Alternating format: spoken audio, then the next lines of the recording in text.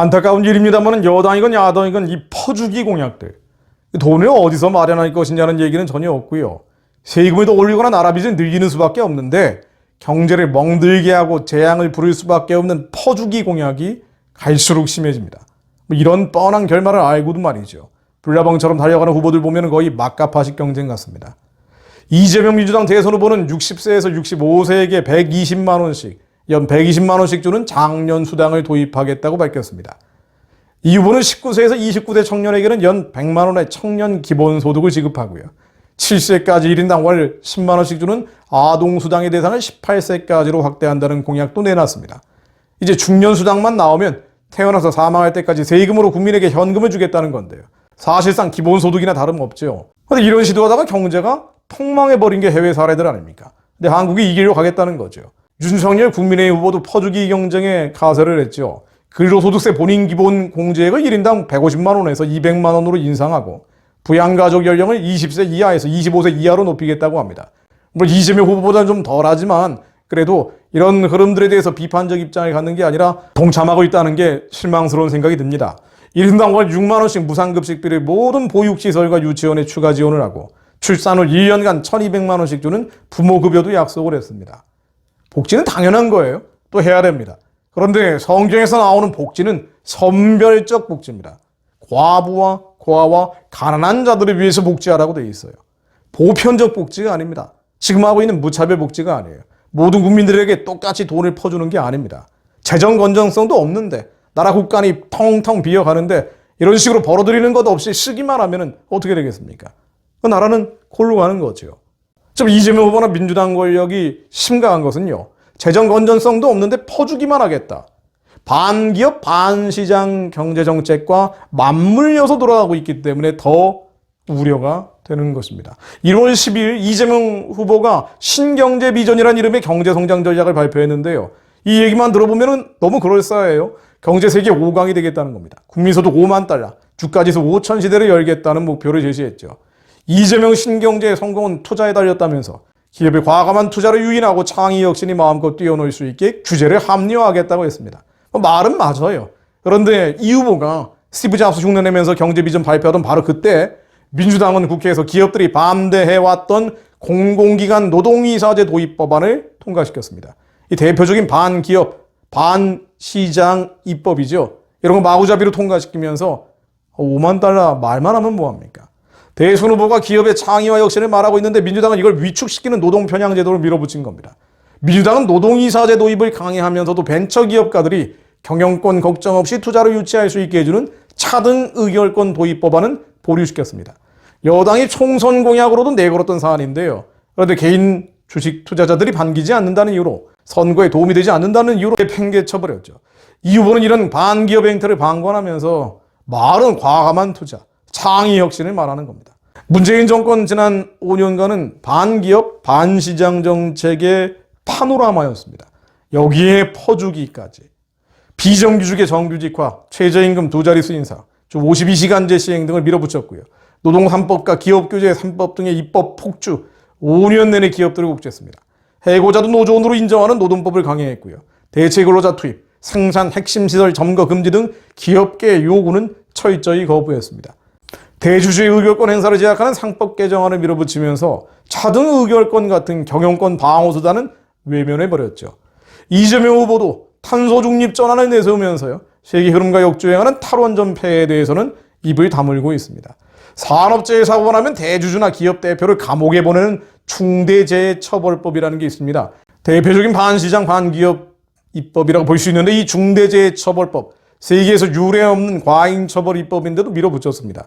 어떤 기업들이 이런 식으로 처벌을 하면은 투자를 하겠습니까? 이런 폭주에 대해서 이재명 후보는 한 번이라도 우려의 목소리를 내지 않았죠. 비판은커녕 국가가 전 국민에게 기본소득, 기본금융, 기본주택을 보장하겠다는 등 한층 더 반시장적이고 반기업적이고 포퓰리즘적인 입장을 취해왔습니다. 공공배달앱, 비정규직 공정수당 지급 등 반시장적이거나 국민연금의 국내 주식 투자 비중을 더 늘리라는 등 반기업 공약 폭주를 하고 있습니다. 이런 정책으로 세계 경제 5강이 어떻게 되겠습니까? 무슨 마술을 부리겠다는 것도 아니고요. 자, 시계를 2017년으로 한번 돌려보겠습니다. 당시 이재명 성남시장이 대통령 선거 출마 선언식을 할 텐데요. 당시 이 시장은 자신이 어린 시절 공장으로 일했던 데에서 재벌 체제 해체를 주장했죠. 경제 발전을 가로막는 이 시대 최고 권력 재벌 체제를 해체해야 한다면서 삼성 족벌 체제를 누가 해체할 수 있겠느냐? 아무 이해관계가 없는 나다라고 했습니다. 또 토지 보유세를 신설해서 전 국민에게 30만 원씩 토지 배당을 하겠다고 밝혔죠. 재벌을 해체하고 토지 배당을 하겠다. 이게 뭐 홍길동식 경제정책도 아니고 말이죠. 이 토지 배당이라는 것은 지금 민주당의 부동산 개혁위원회가 토지 이익 배당금제라고 이름을 좀 바꿔서 하고 있습니다만은 이런 식의 반기업, 반시장 정책으로 어떻게 세계 경제 5강이 되겠다고 얘기하는 건지 말이 안 되는 얘기들이죠. 자, 국민들도요, 특히나 그리스도인들이 정신이 똑바로 차려야 합니다. 우리가 이 세상의 경제 문제를 바라보는 시각은 철학에서는 크게 두 가지가 있다고 이야기합니다. 하나는 우월원망, 하나는 대등원망입니다. 잘 먹고 잘 사는 사람들이 있으면 이 사람이 끌어내리겠다는 게 대등원망이고요. 잘 먹고 잘 사는 사람들이 있으면 우리도 열심히 일해서 잘 먹고 잘 살고 싶다는 게 우월원망이에요. 이 대등원망, 르상티망이라고 하는데요. 마음속에 한이죠. 이걸 자극하는 사회가 되면 반드시 그 사회는 몰락한다는 겁니다. 이 우월원망을 부추기는 것이 자유라는 것이고요. 대등원망을 자극하는 것이 평등이라는 것입니다. 평등은 중요한 것이지만 자유를 이루는 평등이 돼야 돼요. 자유가 있고 평등이 있어야 됩니다. 자유가 살아있는 자유의 평등이 돼야지 자유가 죽어버린 평등, 노예의 평등이 될 뿐입니다. 하향 평준화되는 거죠. 이 노예의 평등이 시작되면요, 처음에는 재산권을 제한하고 나중엔 박탈을 하고 결국에는 신앙의 자유까지 박탈이 돼버리고 맙니다. 그 재산권 굉장히 중요한 거예요. 재산권에 대한 근거 없는 불합리한 제한과 박탈이 시작하면 그 다음에는 신앙의 자유, 교회가 없어져 버린다니까요. 지금 한국 정권이 하고 있는 행태, 북한과 중국에서 벌어진 일들이 다 마찬가지입니다.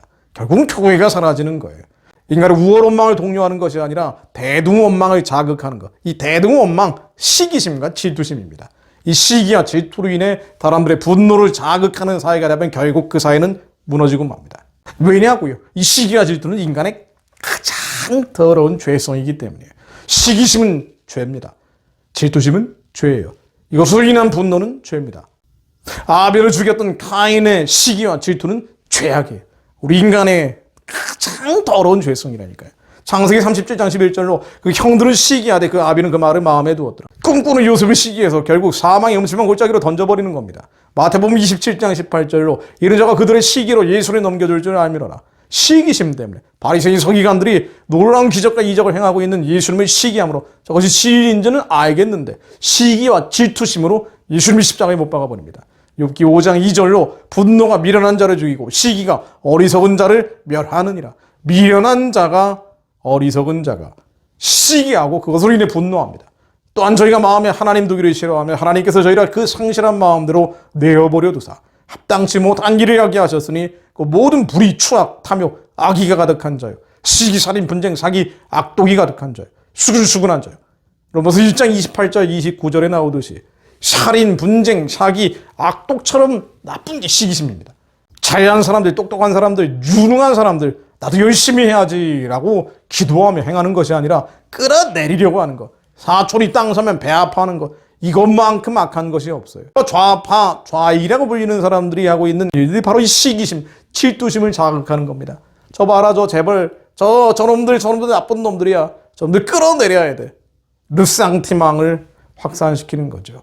그러나 너희 마음속에 독한 시기와 다툼이 있으면 자랑하지 말라. 독한 시기와 다툼이 있으면 자랑하지 말라. 지위를 거스려 거짓하지 말라. 이러한 지혜는 위로부터 내려온 것이 아니오 세상적이요 정욕적이요 마귀적이니 시기와 다툼이 있는 곳에는 요란과 모든 악한 일이 있습니다. 똑똑한 사람들, 지식인이라는 사람들, 세상 지혜가 있다는 사람들, 시기 질투심을 가지고 사회주의, 공산주의, 온갖 유물론 이데올로기를 로기를 만들어내잖아요. 그래서 세상적이요 정욕적이요 마귀적인 지식을 가지고 있는 겁니다. 이런 더러운 것들, 추한 것들, 악한 생각의 진들이 예수님으로 다 깨져버려야 됩니다. 그렇지 않은 이들은 너희가 아직도 육신에 속한 자로다. 너희 가운데 시기와 분쟁이 있으니 어찌 육신에 속하여 사람을 따라 행함이 아니려. 이런 시기와 질투와 분노로부터 하나님 이 민족이 벗어나게 하옵소서.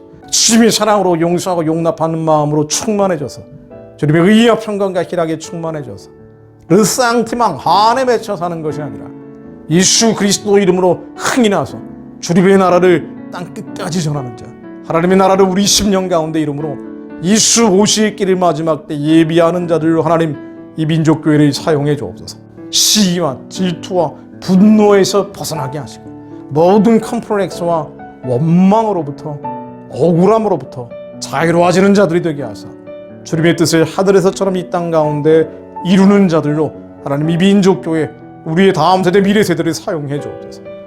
예수 그리스도 이름으로 기도드립니다. 아멘.